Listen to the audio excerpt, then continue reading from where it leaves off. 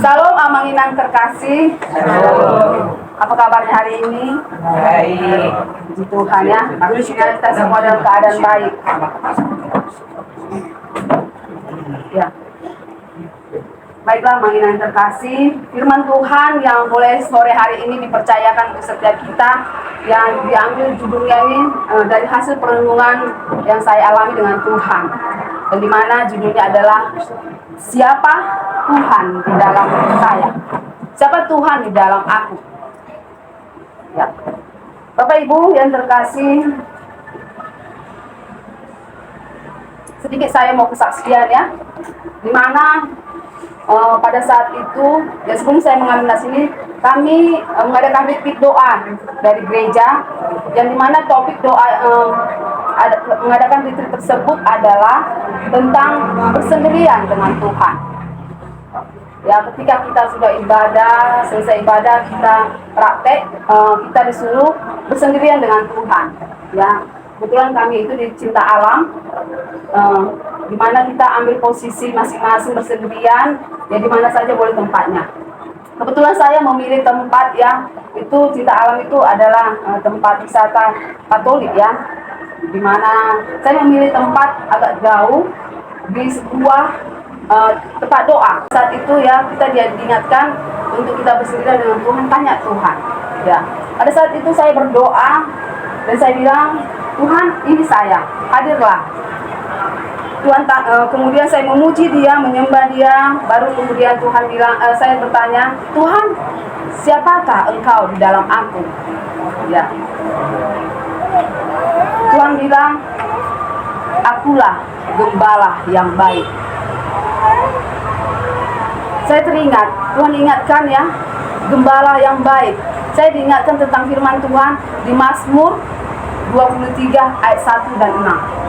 Kemudian saya membaca, saya buka Alkitab, saya membaca, iya ya Tuhan, begitu indahnya perjalanan ini ya, kasih-Mu ya.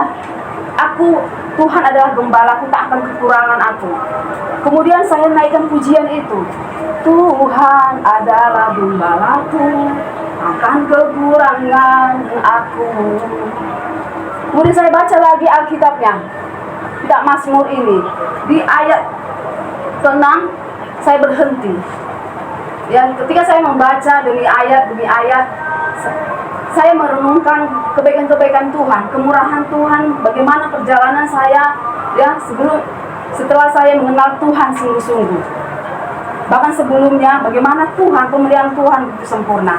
Baik, kesaksian saya ini saya jedah dulu ya, nanti kita lanjutkan. Kita maulah buka sama-sama dulu firman Tuhan, Mazmur 23 ayat 1 sampai 6. Kita boleh baca secara bergantian ya. Tuhan gembalaku yang baik. Tuhan adalah gembalaku, tak akan kekurangan aku. Ia membaringkan aku di padang yang berumput hijau. Ia membimbing aku ke air yang tenang. Ia menyegarkan jiwaku. Ia menuntun aku di jalan yang benar oleh karena namanya. Sekalipun aku berjalan dalam lembah kekelaman, aku tidak takut bahaya, sebab Engkau besertaku. Gadamu dan tongkatmu, itulah yang menghibur aku. Engkau menyediakan hidangan bagiku di hadapan lawanku. Engkau mengurapi kepalaku dengan minyak, pialaku penuh melimpah. Kebajikan dan kebenaran akan mengikuti aku seumur hidupku, dan aku akan diam dalam Tuhan sepanjang masa. Amin. Yang kita sudah baca firman Tuhan yang begitu indah dan luar biasa ya. Mungkin ayat ini sudah sering kita dengar ya. Mungkin ayat ini bahkan sudah banyak orang yang mungkin tahu ayat ini. Karena apa? Kalau ayat ini dalam Mazmur ini, ya Mazmur itu ada 150 pasal. Jadi kalau dari seluruh pasal itu Mazmur itu, ini adalah ayat yang paling favorit, yang boleh banyak orang menyukai, banyak orang menggemari. Karena di sini penuh penyertaan Tuhan yang sempurna. Ya, bahkan ketika mungkin Daud boleh menulis ini, menulis ayat ini, dia mungkin pada saat itu pada masa tuanya. Dia menulis semua bagaimana penyertaan Tuhan kepada Daud. Ya, mungkin hari ini kita diingatkan kembali tentang kisah Daud ya. Ada yang tidak tahu tentang kisah Daud?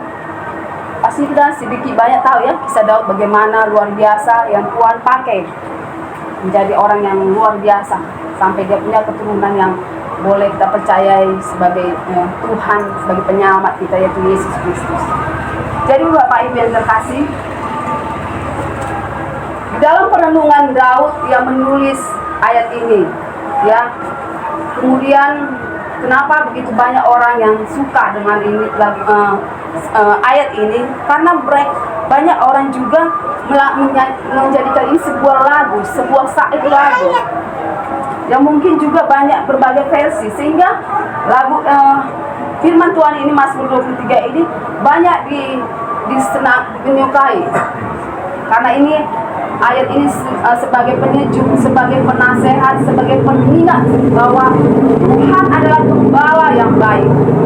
Meskipun dalam masa-masa sukar sulit apapun, Dia Allah yang baik menyertai setiap umatnya. Jadi Bapak Ibu yang terkasih, hari ini kita mau diingatkan bagaimana perjalanan Daud. Ya, yang dimana Daud ya pada masa mudanya ia tidak diperhitungkan, ia kurang dihargai di tengah-tengah keluarganya. Dia punya 7 saudara, tapi orang tuanya, keluarganya mengasingkan dia, membanding-bandingkan dia. Kalau ke-7 saudaranya mungkin di dalam rumah, ya. Kalau dia sendiri, dia anak yang paling kecil ya, Yusuf. Dia dipercayakan sebagai pengembala kambing domba yang tidak seberapa. Tapi itu tidak membuat masalah bagi dia, karena ketika dia mungkin tidak diperhitungkan atau kurang dihargai, tapi dia tidak berkecil hati.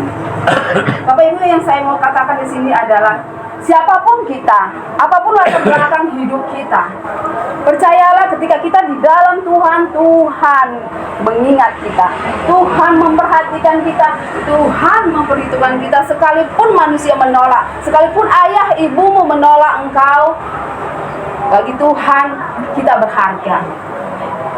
Jadi kemudian Daud juga mengingat kebaikan dan pertolongan Tuhan, penyertaan Tuhan yang sempurna bagi dia ketika Daud mau dipilih menjadi seorang raja. Ya, itu di dalam Samuel 16 ayat 6 sampai 7, di mana ketika Nabi Samuel ya Tuhan utus ke rumah Isai ya untuk mengurapi anaknya Isai. Waktu Samuel datang ke rumahnya, ya, ketika lewat anaknya Isai yaitu Eliab, dia pikir Eliab ini parasnya tinggi, ya, tampan. Samuel pikir dialah yang pantas menjadi raja. Tapi Tuhan bilang kepada Samuel, bukan dia yang pantas, bukan apa yang dilihat manusia, yang dilihat Tuhan. Aku melihat hati. Itu kata Tuhan ya, aku melihat hati. Tanyalah kepada Isai, adakah masih anaknya yang lain? Ya, pada saat Samuel datang, Bapak Ibu yang terkasih ya, kita tahu seorang nabi pasti zaman dulu itu sangat dihargai ya, benar ya. Kalau kita kedatangan seorang pendeta lah, kalau di Katolik pastor ya, pasti bagaimana hati kita waktu kita kedatangan tamu itu? Senang ya. Pastinya kita mempersiapkan segala sesuatunya ya, baik mungkin makanan, baik pakaian, baik semuanya tempat kita harus rapikan. Ya, pada saat itu anak-anak ini dipersiapkan, tapi Daud tidak diingat. Ya, kasihan ya. Daud tidak diingat. Orang itu sudah berpakaian rapi gagah. Apalagi katanya kedatangan Samuel adalah mau mengurapi anaknya sebagai raja. Wow, suatu kehormatan yang luar biasa pastinya ya. Kita nggak usah diurapi aja, nak kita datang aja hamba Tuhan ke rumah kita sungguh sangat bersyukur sekali ya.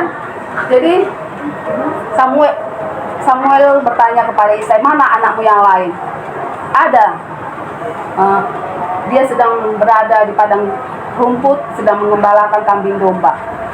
Dia bilang, pergi panggillah dia. Sebelum dia datang, kita tidak akan duduk makan bersama. ketika dia panggil datang Daud, Samuel langsung mengurapi Daud. Itulah luar biasanya Bapak Ibu yang terkasih. Jadi jangan batasi dirimu ya, jangan batasi siapapun kita ya. Kalau Tuhan sudah memilih setiap kita, mungkin dia tidak diperhitungkan, tidak dianggap, tapi karena Daud punya hati yang mulia, hati yang rendah hati, hati yang tidak berontak, tapi Tuhan memperhitungkan dia. Demikian setiap kita Bapak Ibu yang terkasih ya. Mari kita memiliki hati yang seperti Daud, memiliki hati yang rendah hati, hati yang percaya. Kemudian perenungan Daud ya, di mana dia mengalahkan Goliat. Bagaimana penyertaan Tuhan kepada Daud. Daud adalah orang yang Goliat adalah bangsa Filistin yang sangat ditakuti. Dia tinggi besar. Waktu Daud ya bersama dengan abangnya, dia bilang dia menawarkan dirinya untuk mengalahkan Goliat. Kedua abangnya menyepelekan dia, menganggap remeh sama dia. Mana mungkin kau mengalahkan Goliat? Sementara bangsa Israel yang gagah perkasa saja pun takut kepada Goliat. Tapi ia berani datang kepada Saul mengatakan bahwa aku mau mengalahkan Goliat.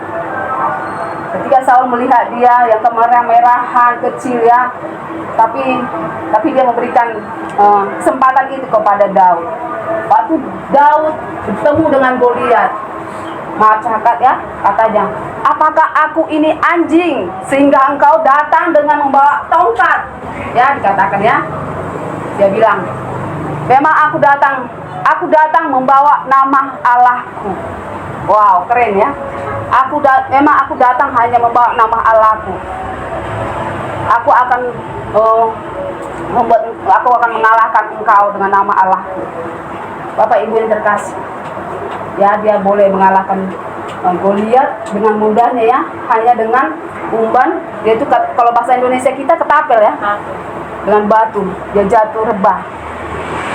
Bapak Ibu yang terkasih, apapun tantangan hidup kita, apapun pergumulan yang Tuhan izinkan dalam hidup kita, mungkin kita ketika kita melakukan sesuatu hal, andalkan Tuhan, panggil nama Tuhan. Ketika pernah saya ditanya, "Hijau kali rumahmu, bagaimana kau pulang nanti malam?" Kan ada Tuhan Yesusku bersertaku. Wow, keren gak ya? Ketika ditanya, "Siapa backingmu?" Ya Tuhan Yesus lah, ya.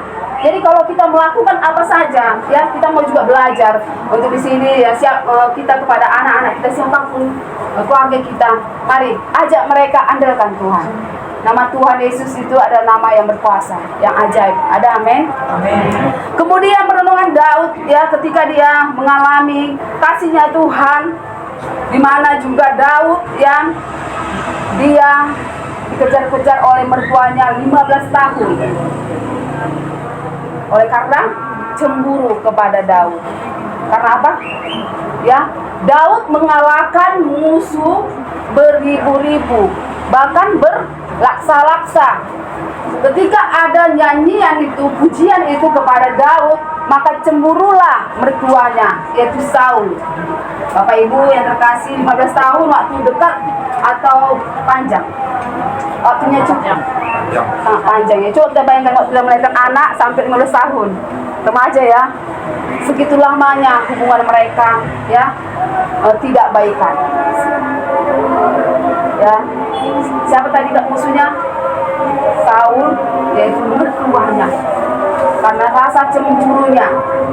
Karena Tuhan lebih memakai dia, sehingga dia ingin membunuh Daud. Bapak Ibu yang terkasih, bukan tidak ada kesempatan untuk Daud membalas mertuanya. Tuhan izinkan dia 3 kali untuk boleh membalas. Ada kesempatan untuk membalas kejahatannya Saul, tapi ia tidak melakukannya. Ia tidak membalas, Bapak Ibu. Karena apa? Daud menghargai Tuhan. Karena Saul satu sebagai mertua, kemudian Saul ini adalah orang yang diurapi oleh Tuhan. Dia bilang, aku tidak akan mengotori tanganku dengan membunuh orang yang sudah diurapi dengan sama Tuhan. Itu prinsipnya Bapak Ibu yang terkasih. Daud berapa tahun dikejar-kejar sama mertuanya? 15. Ya, 15 tahun, cukup lama. Kasihan dia ya, 15 tahun. Padahal nggak ada kejahatan yang dia buat, cuma hanya karena mertuanya cemburu kepada dia. Hari ini diingatkan di setiap kita, bagaimana sikap Daud. Dia punya rendah hati, dia menghargai Tuhan, bahwa bukan bagiannya membalas kejahatan dengan kejahatan. Dia mengambil tempat, mengizinkan Tuhan yang membalas kejahatannya Saul. Bapak Ibu, Tuhan mau ingatkan setiap kita, sejahat apapun sesama kita, bahkan orang-orang terdekat kita, Tuhan mau ingatkan di sini ya. Saya juga kemarin sudah juga bagi ini sama menanalisis dulu ya tentang hal mengampuni. Bapak Ibu, saya mau tanya, berapa kali kita mengampuni orang yang bersalah kepada kita?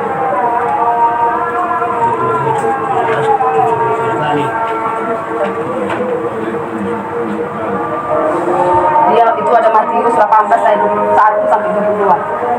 70 kali 7 kali 7 kali 7. Bicara tentang 7, itu ada seminggu 7 hari ya.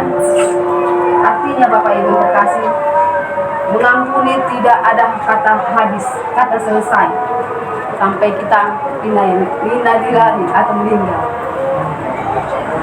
Saya mau ingatkan kembali Bapak Ibu, marilah sekecil apapun kesalahan sesama kita, ampuni, doakan. Mungkin sulit, ya, mungkin sangat sulit. Tapi percayalah, ketika kita mau meletakkan itu kepada Tuhan, tidak ada yang sulit. Tidak ada yang sulit. Daud ya, 15 tahun, dia nggak punya kesalahan Bapak Ibu yang terkasih, tapi hanya karena cemburu tadi membutakan mertuanya, sehingga ini membunuh Daud menantunya. Hari ini siapapun yang sudah menyakiti kita, yang buat bersalah dengan sengaja atau tidak sengaja, lepaskan pengampunan. Karena Bapak Ibu yang terkasih, sia-sialah ibadahmu jika engkau belum berdamai dengan saudaramu. Ya, itu ada firman Tuhan ya. Ketika kita meletakkan pengampunan, melepaskan pengampunan, kita sedang meletakkan bara api di atas kepalanya kalau maaf kita tadi tidak diterima. Bapak Ibu, ketika kita membalas kesalahan seseorang, mungkin balasan itu hanya sampai di situ saja. Tapi ketika kita memberikan tempat kepada Tuhan dengan mengambil alih, Tuhan akan melakukan lebih dari pemikiran kita ketika seseorang jahat. Bahkan Bapak Ibu yang terkasih, kita melihat bahwa Daud ya mengingat bahwa Saul itu adalah orang yang sudah diurapi Tuhan, sekalipun di tengah perjalanan iman Saul gugur. Ya, Tuhan menolak dia di tengah perjalanan oleh karena apa? Karena dia menduakan Tuhan. Tuhan menolak dia. Tapi Daud menghargai itu. Sampai kapanpun Daud menghargai itu. Ini saya mau ingatkan untuk setiap kita. Kalau misalkan dia sudah dipilih Tuhan menjadi pelayannya, ketika dia melakukan kesalahan, melakukan dosa, bukan bagian kita menghakimi dia. Biar dia dengan Tuhan yang berbicara, bukan kita yang membalas. Bapak Ibu, sebelum saya menjadi pelayan Tuhan, Tuhan suruh terlebih utama, dia minta bereskan dulu dirimu, ya, dosa-dosamu bereskan dulu, kesalahan-kesalahanmu. Tuhan mau duluan, dia minta perdamaian.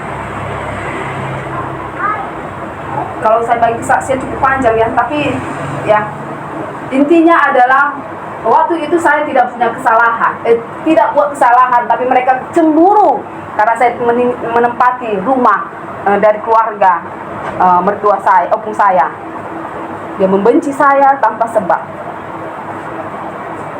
Tapi saya bilang tanya Tuhan, Tuhan, bagaimana saya mau meminta maaf sama mereka? Sementara mereka yang membenci saya karena saya tinggal di rumah opung kami. Saya pun nggak mungkin tinggal di sini kalau bukan karena suami saya. Dan dia pun tidak mungkin tinggal di rumah suami saya, di rumah kami, opung kami itu kalau bukan seizin keluarga besar. Tapi saya dimusuhi bertahun-tahun. Tapi ketika Tuhan memilih saya, Tuhan bilang, lepaskan pengampunan. Waktu saya tidak taat, waktu saya tidak melakukan apa yang Tuhan perintahkan, anak saya sakit. Waktu saya berdoa, Tuhan, anak saya sakit. Tuhan bilang, lepaskan pengampunan. Tuhan ingatkan mereka, oh ya, kalau begitu Tuhan, aku mau mengampuni. Tapi aku tidak tahu caranya bagaimana. Tapi Roh Kudus bekerja, Bapak Ibu yang terkasih. Ya, mereka yang mengantar makanan ke rumah. Akhirnya Tuhan bilang, masak sesuatu, antarkan ke rumahnya dan pulang ya, ke rumah dan pulang suami. Itulah cara kami berdamai. Saya membalas dengan kebaikannya, kami boleh berdamai. Jadi Bapak Ibu yang terkasih, mungkin kau bingung bagaimana memaafkan saudaramu yang bersalah kepadamu. Atau mungkin orang-orang tua kita dulu. Sekalipun mungkin ada orang tua kita, mungkin pernah kita sakiti atau pernah kita disakiti. Doakan, minta ampun. Sekalipun dia sudah meninggal. Supaya apa Bapak Ibu? Supaya berkat-berkat Allah tercurah di setiap kita. Amin. Jika kita menyimpan kemarahan, kebencian, kita sedang menahan berkat-berkat kita. Ya. Jangan biarkan emosi kita, egois kita, sehingga kita kehilangan hubungan.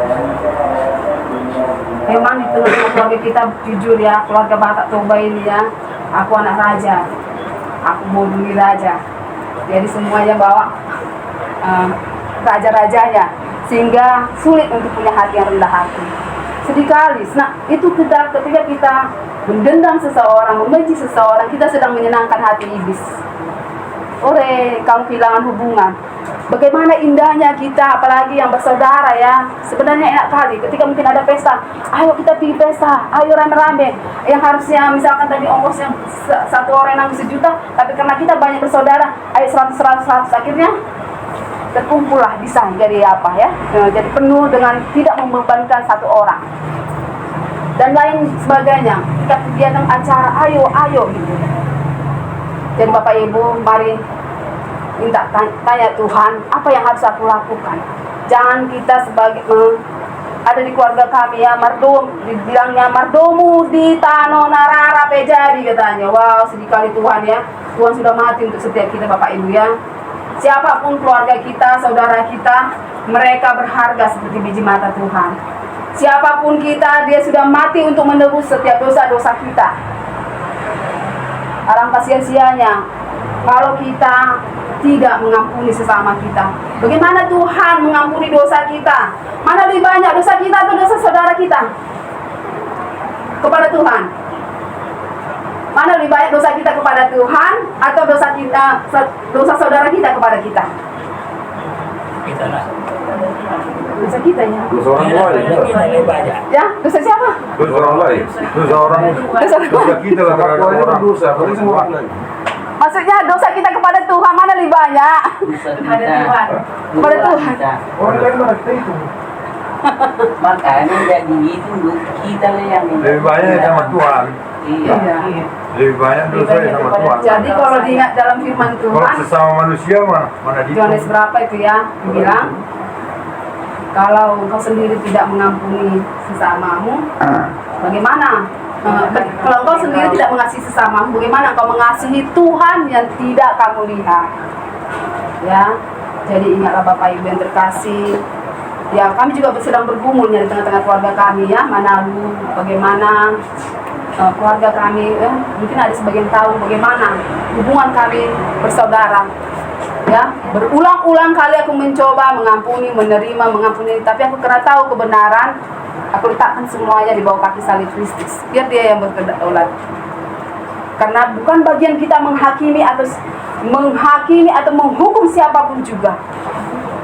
Tapi biarlah lewat itu kita kalau sudah berdamai dewasalah ya.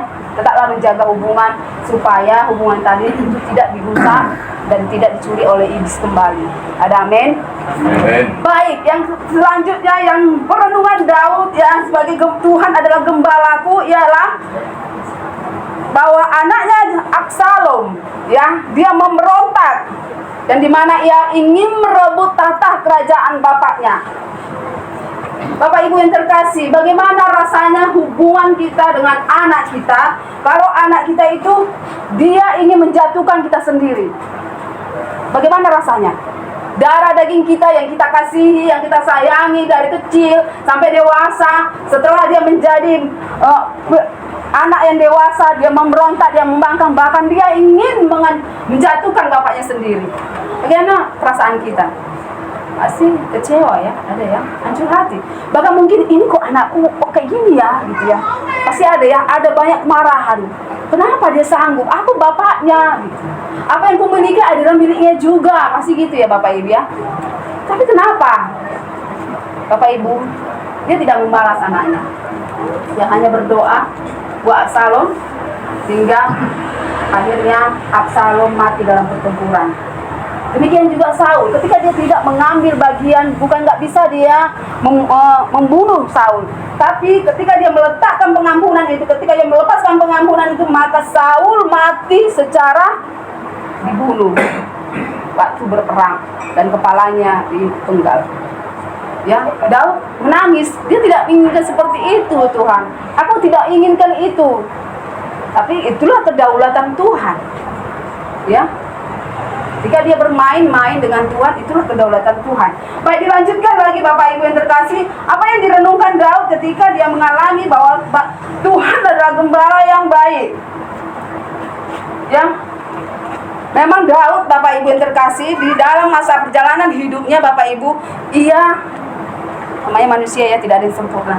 Ia diizinkan Tuhan juga jatuh ke dalam dosa. Ada tahu dosa apa Bapak Ibu yang dilakukan Daud? Dosa perzinahan. Dia mengambil istri Uria. Ya, karena dia tinggal di dalam zonanya. Kenapa Daud bisa jatuh? Yang lainnya bertempur, berperang, dia tinggal di tempat nikmati. Hingga akhirnya jatuh di dalam dosa. Demikian setiap kita Bapak Ibu. Ketika kita jatuh, ketika kita tinggal di dalam zona nyaman kita, mungkin karena harta benda kita, karena popularitas kita, karena pekerjaan kita, karena usaha kita, karena harta benda yang Tuhan percayakan, itu yang menjadikan utama dalam kehidupan kita, itu juga bisa membuat kita jatuh di dalam dosa. Ya, Daud melakukan perencanaan pembunuhan supaya dia bisa mengambil Uria, istri Uria menjadi istrinya. Dan Daud diizinkan mati di tempat pertempuran karena dia bermaksud dia jahat. Dia mengambil istri Uria. Tapi Bapak Ibu, ketika Nabi Nathan datang kepada dia menegur dia, engkau sudah melakukan kejahatan, engkau sudah melakukan perencanaan pembunuhan. Dia menyesali dan menyadarinya. Dia bertobat, dia minta ampun. Bapak Ibu, sekecil apapun dosa kita, sekecil apapun hal yang kita lakukan kepada Tuhan, mari, ketika itu tidak berkenan di hadapan Tuhan, mari datang kepada Tuhan, minta ampun kepada Tuhan. Ya, keterbukaan adalah awal pemulihan. Ketika kita mengakui dosa kita, maka kita diampuni. Amin. Sebesar apapun dosa-dosa kita, datang kepada Tuhan, menangis kepada Tuhan. Ampuni aku Tuhan, aku silap. Ampuni aku Tuhan, aku tidak menyadari kesalahan yang kulakukan. Firman Tuhan dalam Yakobus. Ya, boleh buka sebentar Manginang? Yakobus 5 ayat 16. Hendaklah kamu saling mengaku dosamu dan saling mendoakan supaya kamu sembuh, dan dua orang yang benar mendengar bila dengan yakin didoakan sangat besar kuasanya. Ya, amin. Terima kasih Ena. Ya, hendaklah kamu saling mengaku dosamu dan saling mendoakan supaya kamu sembuh. Doa orang benar bila yakin didoakan sangat besar kuasanya. Ada amin? Ya, ketika kita mengaku dosa kita kepada Tuhan dengan sungguh-sungguh, dengan hati yang hancur, dengan hati yang remuk, merendahkan diri kita di hadapan Tuhan, maka tangan Tuhan terbuka untuk setiap kita. Maka doa orang benar bila yakin didoakan sangatlah besar kuasanya. Jadi Bapak Ibu yang terkasih, hendaklah kita mengaku dosa kita. Sekecil apapun dosa kita, akui Tuhan, libatkan Tuhan. Ada amin? Kemudian kita lanjut lagi kesaksian yang tadi yang sudah terjeda tadi ya. Kenapa saya di ayat 6 berhenti? Kebajikan dan kemurahan belakang akan mengikuti aku seumur hidupku, dan aku akan diam dalam rumah Tuhan sepanjang masa. Bapak Ibu yang terkasih, ya, menjadi perenungan yang saya alami, yang saya alami ialah bahwa Tuhan memang sungguh-sungguh adalah gembala yang baik bagiku. Tapi di ayat 6 saya diingatkan, saya hancur hati, saya menangis. Tuhan, apakah aku bisa sampai akhir hidupku, di masa tuaku, aku tetap bisa diam dalam rumah-Mu?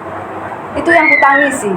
Karena melihat perjalanan hidup, ya, selama saya mengikuti Tuhan, mungkin ada berapa kali saya mau mengundurkan diri. Tuhan, kayaknya saya nggak sanggup. Terlalu muda saya untuk Kau pilih jadi anak-Mu. Ya, saya dipilih Tuhan usia 30 tahun, Bapak Ibu yang kasih. Perjalanan yang mungkin anak-anak masih kecil. Tapi saya diingatkan tentang ini, Tuhan, apakah aku bisa di hari tuaku juga aku bisa melayani-Mu? Apakah di hari tuaku nanti aku bisa diam di dalam rumah-Mu? Ya, sambil saya menangis, mengingat semua kasih-Nya, kebaikannya, pertolongannya, pembelaannya, pemeliharaannya yang luar biasa. Ya, itu yang membuat saya begitu sangat rema di dalam ayat 6 ini, Mazmur ini. Kemudian Bapak Ibu yang terkasih, pertanyaan yang kedua yang saya utarakan kepada Tuhan, siapakah aku di hadapan-Mu, Tuhan? Maka Tuhan menjawab, ya, bahwa kamu adalah dombaku. Katanya di dalam Yohanes 10 ayat 14 ya, firman ini diingatkan, Tuhan mengenal aku sebagai dombanya, demikian juga dombaku mengenal gembalanya.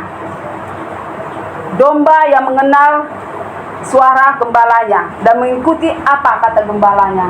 Inilah yang Tuhan kasih tahu kepada saya, bahwa Tuhan adalah gembala yang baik, dan domba yang baik ya mengenal gembala yang baik, domba yang baik mengenal dombanya. Jadi Bapak Ibu yang terkasih, saya demikianlah firman Tuhan ya, boleh dipercayakan kepada kita semua. Mari kita sama-sama terus belajar bahwa Tuhan adalah gembala yang baik. Dia yang menuntun hidup kita, ya, Dia yang membimbing kita, Dia yang memberikan, sekalipun kita dalam lembah kekelaman, ya, kita tidak takut bahaya sebab Tuhan beserta kita. Dialah tongkat dan gadanya, itulah yang menghibur kita. Dia menyediakan hidangan bagi kita di hadapan lawan kita, dan Dia mengurapi kepala kita dengan minyak, dan piala kita penuh melimpah. Kebajikan dan kemurahan belakang akan mengikuti kita seumur hidup, dan kita akan diam di dalam Tuhan, di dalam rumah Tuhan. Baik, amanginang terkasih, ada pujian kita mau nyanyi bersama-sama, dan ini kita mau renungkan bersama-sama.